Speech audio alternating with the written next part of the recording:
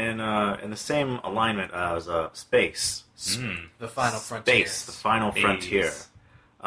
This is a very tech-based topic. I can't wait. I know. It actually is very cool because it's an advancement in graphical technology. Okay. So we landed on the moon, right? Yes, we did. Saying, you know how the crazy people saying that we didn't? I don't know, man. I don't know. It was a shot in the Green movie screen. studio. Yeah.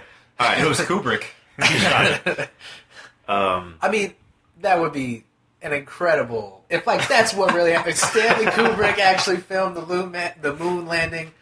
That'd be pretty incredible. I'd almost be okay with not having landed on the moon. Needs more Jack Nicholson. Anyway. Yes.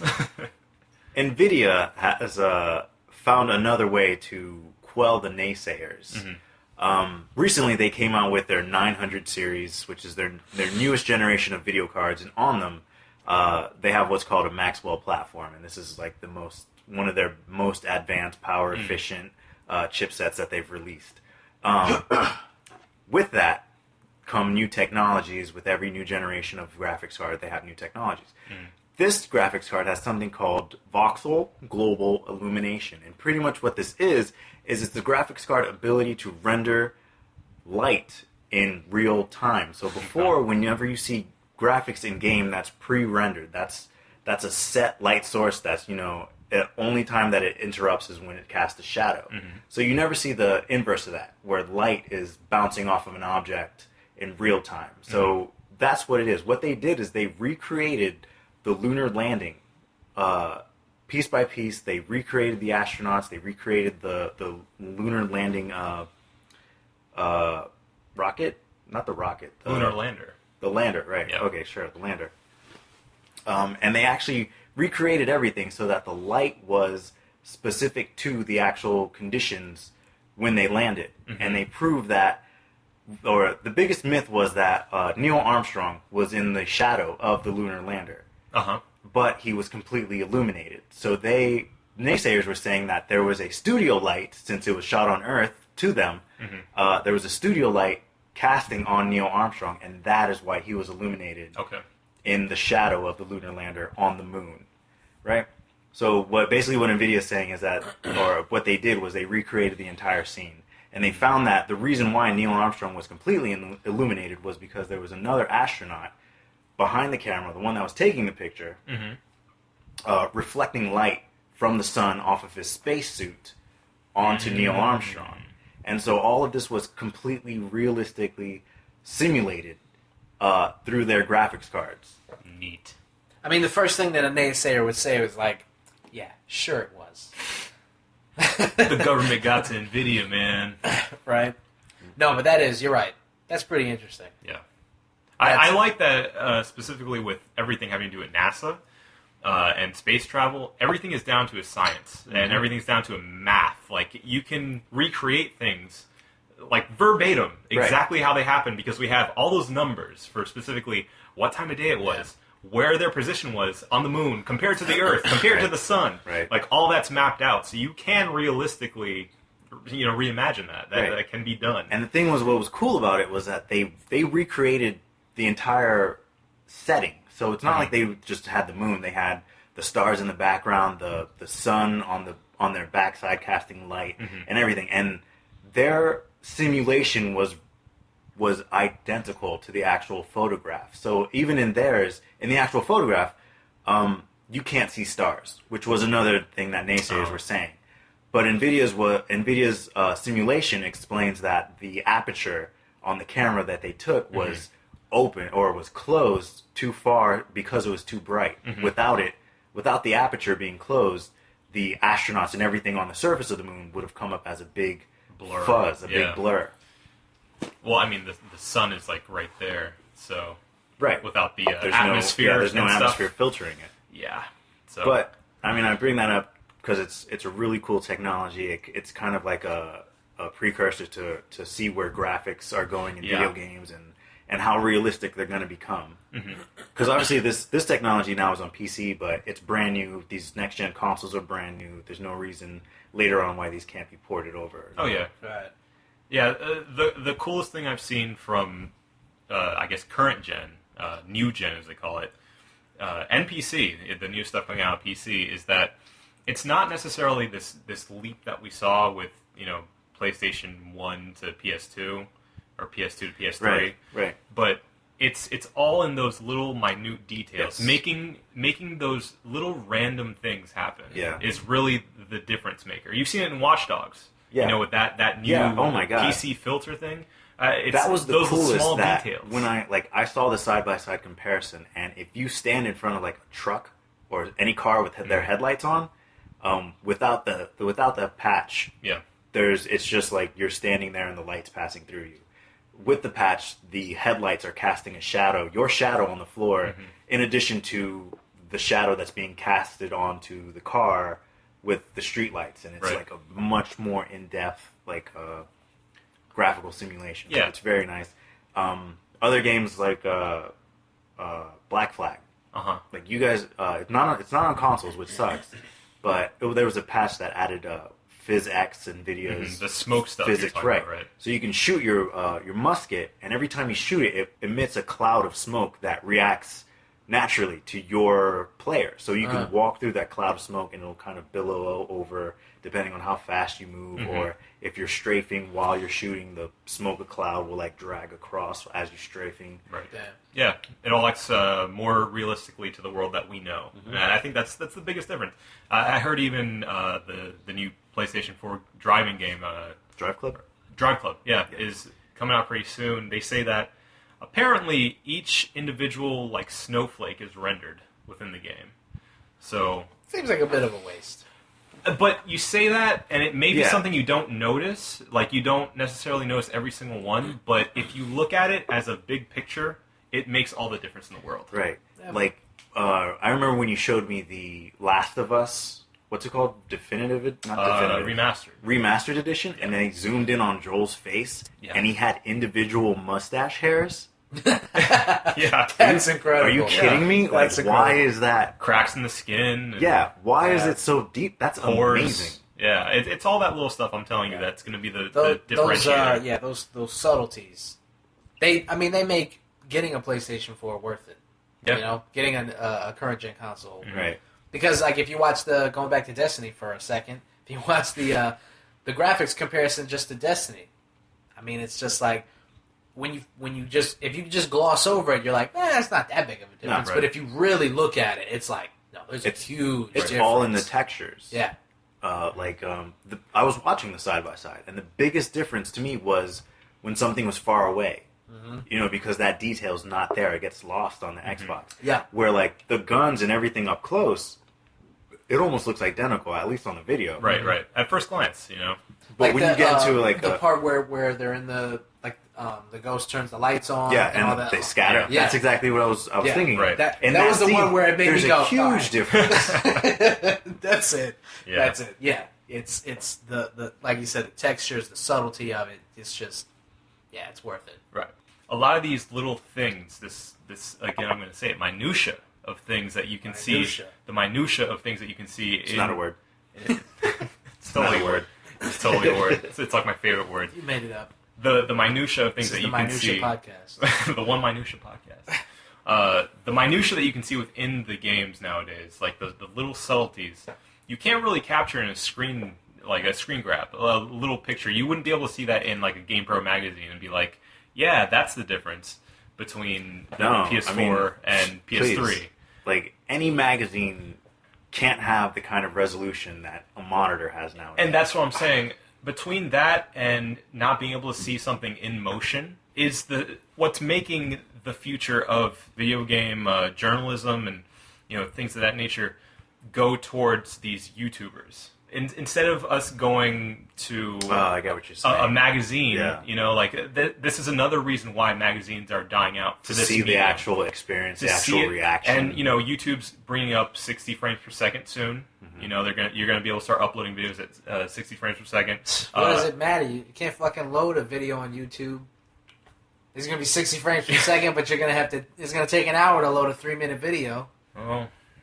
Maybe our internet needs to catch up with the technology too. Yeah, I want Google Fiber now. Yes. Yeah, that'd be good. But anyway, my point being that the future of, even the present, I should say, of video game journalism is on YouTube, and video journalism in that specific. Even IGN has, I think, 60 frames per second on their videos right now. Yeah.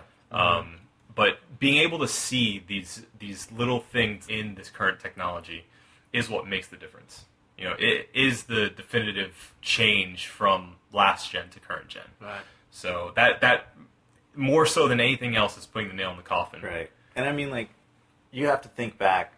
Like, right now we're like, oh, it's kind of just, it looks better, but that's about it. You got to remember, like, it's still in its prime, or not its prime. It's in its beginning. Yeah. We're nowhere near these current gen consoles' prime. Infancy. Yeah.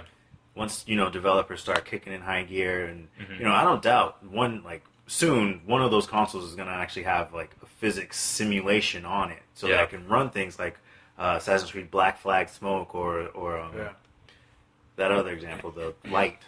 Yeah. Yeah, they were. I don't remember what it was. I was looking at something where they brought up how poor the graphics seemed on the first initial games that had come out for like Xbox 360 and PlayStation 3. Obviously they were leaps and bounds better than PlayStation 2 and the original Xbox, but they still kind of seemed like lackluster. Oh yeah, they were garbage. Right, and then you compare it to the last games that trickled off, like the games that are still coming out now. Yeah, right. And it's like it's amazing that it's the same device creating the same game. Well, look at Call of Duty 2 versus Call of Duty, Black Ops 2. Right. Same system. And that's what's so what is the word? It gets you excited about the future of the current gen consoles. Yeah. That like you see the potential of what it was on the last gen. Like just imagine with these games, like a couple years from now, the kind of games that they're going to be putting out. Yeah, it's very exciting. Right, and I mean consoles. Say what you will about PC Master Race and all that, but I think shut up. I think that consoles really force developers to make the most of that technology. Mm-hmm. So they'll pour over this technology, go over it for years and years and years just to get that little like last aspect they can finally push out of it, within a 10-year cycle. Right. So. Yeah, hopefully Sony comes out with something a little more creative than PS5 next gen. I say we have one more generation of these clearly defined PlayStation, Xbox, whatever boxes. It's gone on too long. I think after that we're just gonna have like in the a game box. Yeah, no, like it's too there was Nintendo, Super Nintendo. Mm-hmm. Then it moved on. Yeah, it did. Sega moved on pretty quick. Yeah, actually, there was never one iteration that was the same. Like a 2 Genesis, of anything. Yeah, Saturn. Yeah, Dreamcast. Oh no, I'm saying that we're going to see these companies go on like a universal type of gaming platform, like all together. Yeah, like PC. Nah, you'll have Sony developers, you'll have Microsoft developers, all vying for the same thing, like I don't think Blu-ray so. does. Nah, I think they just make too much money off of having an exclusive console, regardless of the future of that industry. They just make too much. Like Microsoft is getting outsold like 2-1 right now, but they're still making money. Oh yeah. They're still selling like hundreds of thousands of copies of that console. Yeah, they are, and I mean, I think that they can still remain competitive by offering maybe higher quality textures and like just better graphics cards and have proprietary stuff like that. But don't you think that kind of stuff would be like if Sony developed a game, they would say, hey, it's going to look good on Xbox, but it's going to look better on PlayStation. Oh yeah, just like better with Kinect. So then it's never going to end. There will always be these clearly defined companies, but I'm saying I think we're going to get to a universal standard of, especially online, downloading games from the internet and not having discs. I think we're going to be discless within not this generation, but the generation after that, one more generation after that. That's what I'm saying, because the PS4, they say, has, and Xbox One has maybe a 10-year life cycle. Yeah. So you picture that, plus another 10 years for the next system that's going to be out. Right. So within a 20-year, spectrum of time, I think we're going to get to a point where we're just going to want a video game player, and you're going to choose whichever one fits your needs, and we'll have these PlayStation, Nintendo, Xbox, but just be mostly game developers. You think so? I think so. You think it's just going to become like a DVD player? I see that as the future. Jesus. I don't know. And digital only. That's too. bleak. Yeah, You think I don't that's how like it. PC is right I now? don't like That's it. how PC is right now. Where's the striving for innovation? Right. There's no Why should you? Yeah, Well, there's no I- incentive to make new things. Because there's no competition. Or there like it's not competition. There's just no market. Well, I mean, but you Or need the that market is competition to flooded. create, to be Innovation. innovative. Right, Yeah, right. Because PlayStation doesn't have to be innovative if there's no Xbox. Yeah. Yeah, but I feel like the innovation will come from the games themselves. That's the same thing with Madden. EA Sports has the exclusive rights to the NFL. They compete with no one. And that's why they create the same game over and over again. That's why people complain about it, because they don't have to compete with anybody. Right. The innovation was lost as soon as they bought the exclusive rights to the NFL. And that's Yeah. what's going to happen with these consoles. If that is the future, that's bleak. I don't think so. I think it can still remain competitive. I think the general public will demand that it remains innovative and remains interesting. That's like the WWE, for instance. Mhm. Vince McMahon bought WCW, and then the WWE went down the shitter because they didn't have to be competitive anymore. There was no one else. There was no one else on the market. They Right. owned it. Well, you're so missing. why innovate? No, you're missing the point. I'm not saying that PlayStation and Xbox and Nintendo are going to come together. They're going to stay, competing companies, but they're going to make a game system that can play, Who's going to make it? Just some independent No, third-party all developer? right, they or- can Well, I make think their what own he's saying stuff. is like you walk into like a Best Buy to buy a DVD player. Yeah. How many brands of DVD player are they? And they all play the same DVD. Right. That's what That's it'll what be I'm like. seeing. Yeah, you can Okay. get a Samsung video game player or a Hitachi video game I player. see what you're saying. Because by So this the point, innovation comes from the developer and the video game itself. Like, buy it from this company because this is what we're doing with it, as Right. opposed to buying it from that company. They don't have what we got. right, Blah, blah, blah. like Nintendo, I think will forever have a place in people's hearts because they have Mario and they have all of their roster of characters. Until they sell out. Yep. I As soon as suppose- Sony starts developing, Mario games, no one's buying a Nintendo product ever again. There's a lot of doom and gloom with Nintendo in particular that people are saying, obviously the Wii U is this colossal failure, and what are they going to do? People have to realize they have tons and tons of money still. Yep. They're not hurting. So a lot of people are saying, well, it's time for Nintendo to stop making hardware and just go into the software business and, start making Super Mario 20 on the PlayStation 4. Nah, And they don't need to. They really don't need to right now. it's No. never gonna happen. I mean, there was talks You know about what? them doing. You know what would be cool is if PlayStation 5, PlayStation 6 come out, Xbox 2, Xbox the next generation, whatever, Uh-huh. and then Nintendo is still fucking with the Wii U, just making Just hardcore Nintendo hold games. strong. Yeah. Yep. Holding strong. I wouldn't be mad at 2D that. side at all. scrollers. Like if they were just really focusing on the Wii U, like 20 years later. Yeah, Or if they went way back and, like you said, 2D side scrollers, that's it.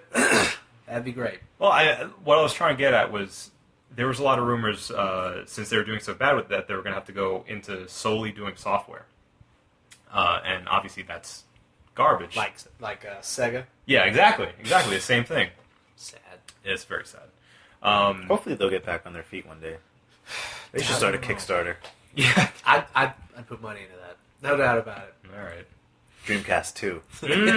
Oh, Yeah, don't. Dreamcast 1. Yeah. Dreamcast Station 360.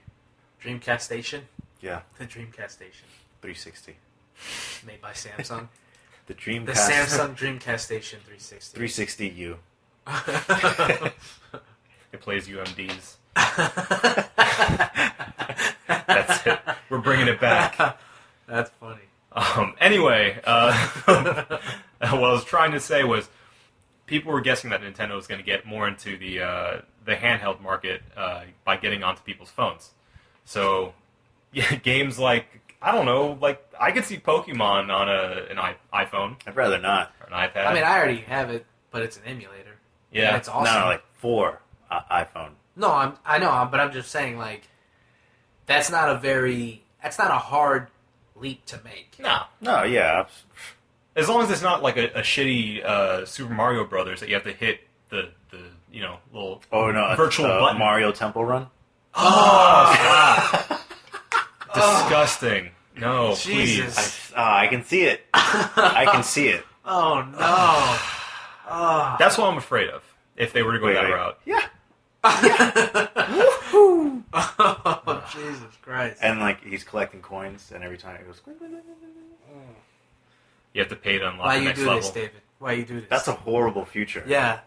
Man, I hope Nintendo never goes that's soft. scary. Yeah. All right. Well, not much we can say about that except for please God, don't do that. I just shit on that. Yeah, the whole you really topic. did. I just brought that it to whole a thing halt. is just like, okay, if that's the future, then I don't want that. Let's not even think about it Fucking anymore. kill me now. God, please, That's no. what it is.